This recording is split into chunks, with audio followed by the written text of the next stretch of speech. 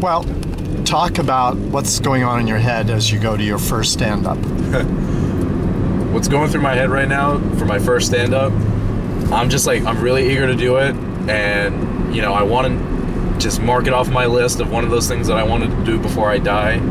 And the only thing that I'm thinking about right now is I just don't want to bomb. That's all I care about. If I start bombing jokes and no one's laughing, I'm just going to tear the audience up. At least I'm going to try to. And if I suck, I suck. But I at least want to just say that I got to do it. Do you know of any other pro wrestlers that have tried stand-up? The only other person that I know, there's only one wrestler that I know that has attempted or does stand-up, and that's Roxy Cotton. I've seen a bunch of postings on her Facebook about great night at comedy stand-up tonight, and I've never seen any of her work, but some of the times she says that she ends up just getting kind of pulled into it because they didn't have comedians or anything of that sort.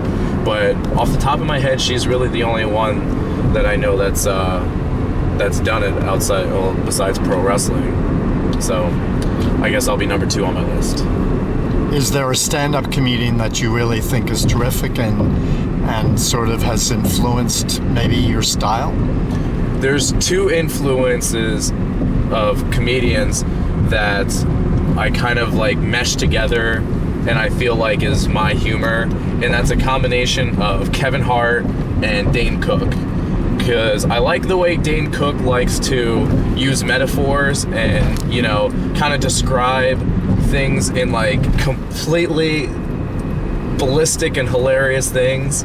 And then I like Kevin Hart's delivery, because he'll talk about real life situations and he'll just keep explaining it, keep explaining these scenarios, and while you're listening to it you're like, oh yeah, it's kind of funny, but then when he does the scenario you just die laughing because you're like, oh my god, that relates to what he just talked about so well. So that's why that's where I feel like my style is going to come from. It's going to be a mesh of both, because I want to do material that people can relate to, but then also throw my humor in and be able to use metaphors, because I use metaphors all the time, so while Dane Cook was doing his thing and before he came about. So let's hope that the mesh works. And I understand there may be some other wrestlers there, or at least one other wrestler. Yes. Does that influence your performance at all, or? The fact that there's going to be other friends and family wrestlers that are going to be there, does it influence my performance? I think it does a little bit. I think it gives me a little more relaxed feeling that, there's other people out there that, that they already know that I'm funny, that I like to be the funny guy.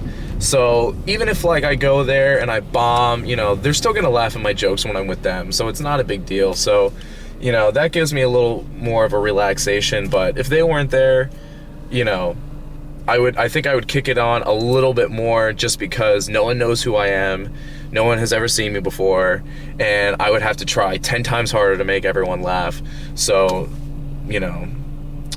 I'm just going to basically go there tonight and just see what I can do and see if I like it, if I want to continue it.